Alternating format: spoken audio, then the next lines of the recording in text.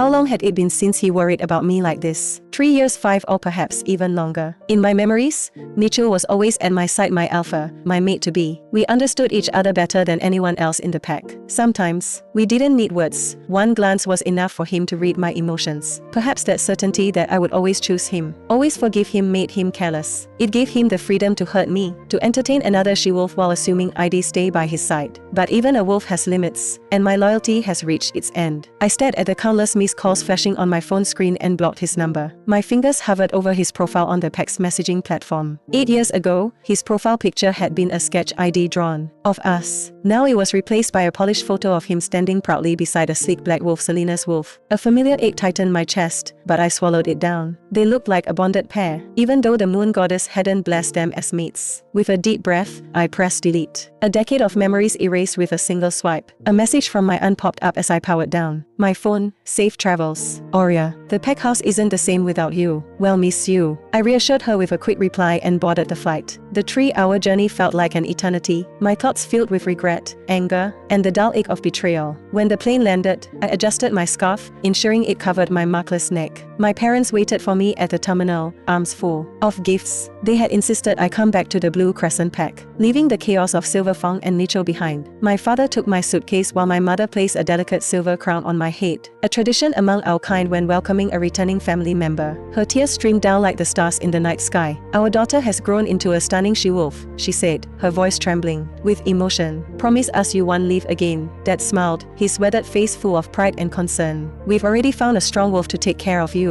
His pack borders ours, so you'll never feel far from home. I forced a smile, leaning into my mother's embrace. I had spent a decade believing Nicho was my forever, my alpha. I'd sacrificed pack gatherings, holidays, and my parents' love, all for a wolf who chose someone else. Guilt gnawed at me as I nodded. I won't run, Dad, I assured him. If this union strengthens the pack and makes you proud, you'll honor it. My parents visibly relaxed, though traces of worry lingered. You've matured so much, Mom said, brushing a lock of hair from my face. Have you finished everything with him? My stomach tightened at the mention of Nicho, but I nodded. It's over. You'll never go back. They exchanged a relieved glance before leading me to the car. As we drove, my phone buzzed. I ignored the unfamiliar number until it rang for the 3rd time. Against my better judgment, I answered. Nicho's furious voice exploded through the speaker. Aurea, what the hell are you doing blocking me, running off without a word? Where are you? He didn't wait for an answer, continuing in the same breath. Selena's injured because of you, and you can't even apologize. Do you realize how embarrassing you made me look in front of the pack?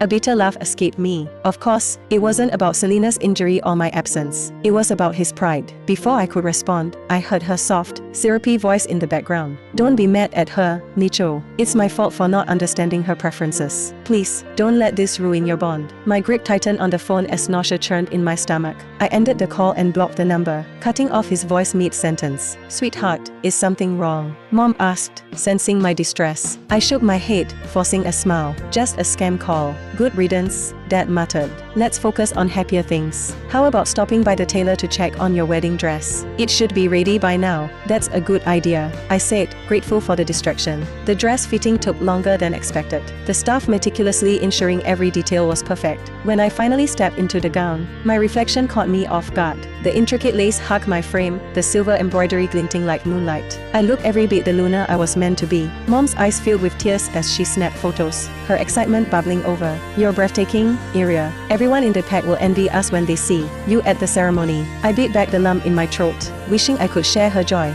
This wasn't the wedding I had dreamed of. My mate wouldn't be waiting at the altar. I'm proud of you, Dad said, placing a steady hand on my shoulder. This marriage will bring peace and prosperity to both packs. You're doing the right thing. I nodded with a fake smile plastered on my face. As we drove back to the pack house, I gazed out the window, the forest blurring into a sea of green. My wolf stirred restlessly, sensing my unease. She had always been attuned to my emotions, often mirroring my moods. We'll be okay, I whispered to her internally. This is our fresh start. But even as I tried to convince myself, doubt lingered. When we arrived, my mother immediately began planning the ceremony details. I retreated to my room, needing a moment to collect myself. The familiar sense of home pine, cedar, and the faint musk of wolves comforted me. As I sat by the window, staring at the crescent moon, a feeling of calmness washed over me. For the first time in years, I wasn't waiting for a call or an apology. I wasn't begging for scraps of affection. I was free. The freedom tasted bittersweet, but it was mine. The next morning, I rose with the sun, ready to embrace my new life. My wolf wolf growled softly, urging me forward. Whatever lay ahead, alliances, ceremonies, or challenges, I would face it with my head held high. I wasn't just a she-wolf scorned. I was Aurea, daughter of the Blue Crescent Pack, and my story was far from over.